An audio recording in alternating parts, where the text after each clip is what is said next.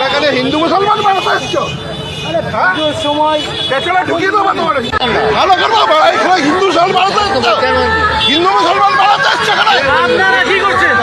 কোনো পারমিশন নেই আপনারা এখানে। হাসি এক চড় মারবো হাত এখান থেকে চল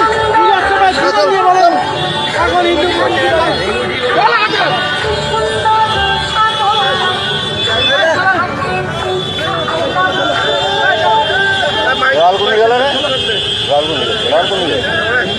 এখানে দাঁড়িয়ে আছে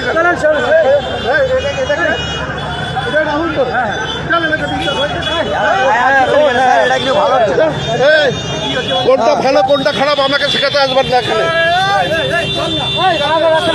আমি আইনটা ধরে কথা বলছি।